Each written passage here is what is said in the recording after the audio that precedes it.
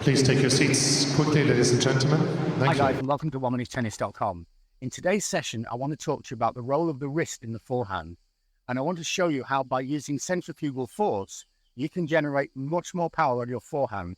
And if you're not making this movement correct already, then you might be able to add 30 or 40% power to your forehand today. Now, what I want to do in this session is explain what centrifugal force is, what its role is in the forehand, and how you can apply it to your forehand almost immediately. So to demonstrate centrifugal force, if I take the racket and just spin it on my finger, when I make wide circles from the center, then the racket will go slow.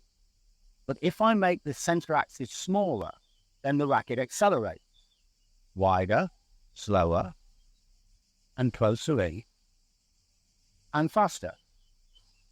So by making the center axis smaller, I increase the centrifugal force on the racket and the acceleration of the racket. And it's the same in the forehand. I'll show you without the racket to begin. We go into a neutral position on the unit turn, and then we'll have the racket lag and the wrist will lay back into extension. This is extension, this is flexion. Flexion plays no part in the forehand.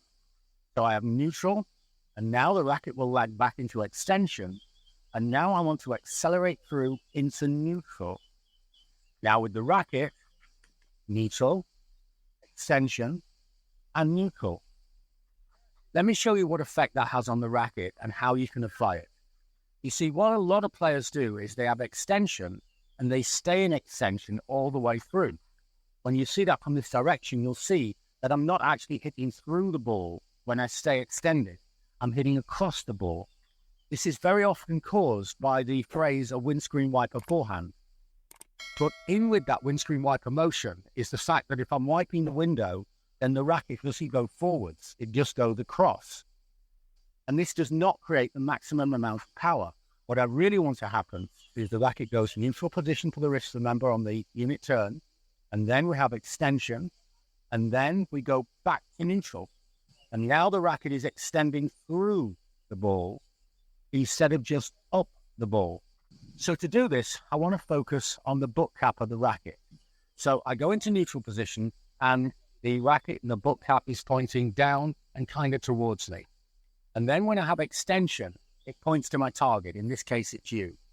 And now to harness that centrifugal force, what I want to do as quickly as possible through contact is point the butt cap towards myself and down.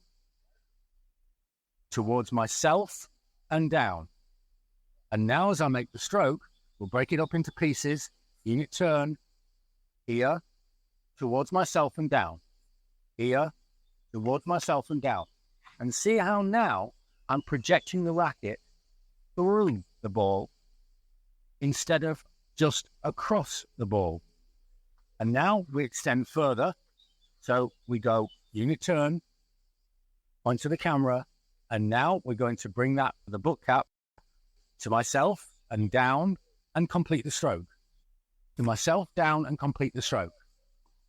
And once again, breaking it down, unit turn, to the camera, to myself and down.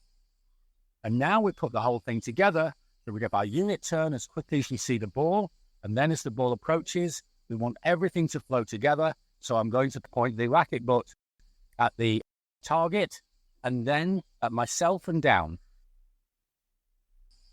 From this direction, unit turn, at the target, to myself and down. And by doing this, you will extend through the ball, as well as just extending up and over the ball. Most players are not doing this, even though every single professional player that you've seen, they all make this in their basic fundamental forehand. So you see them in this position, here, and then you see this extension. See how there's almost a straight line from my arm through the racket and through the contact. Again, a straight line and across. If you can harness centrifugal force, and once again, I'll show you the centrifugal force. So slow is a big circle and fast is a little circle. Slow is a big circle and fast is a little circle. What we're doing here is making the little circle right now, there. Right now, there. And now, in a stroke, And if you do this and apply it to your game, you get really easy power. You don't lose control, but the actual speed of the ball is radically different. I hope this makes sense. I'd love to know how it works in your game or your player's game. Let me know in the feedback. You know we reply to every single comment. If you like my ideas, have a look at our books on Amazon. In the books, we provide very detailed breakdown of the science, the anatomy, the physics of the strokes, and then we provide really simple solutions with great illustrations. The books are designed to help you make real change in your game. Or for more personalised advice, have a look at what we're doing with online coaching. There's more information in the website, or you can email me for details. We're helping players in over 30 countries all over the world. Our youngest client is 9 years old. We're working with her and her parents, and our oldest client is 77. So remember, use extension to neutral, right? Extension to neutral, and generate centrifugal force in your forehand and hit harder, faster, and cleaner today. Thanks for watching, and see you next time for more new league tennis lessons that really work.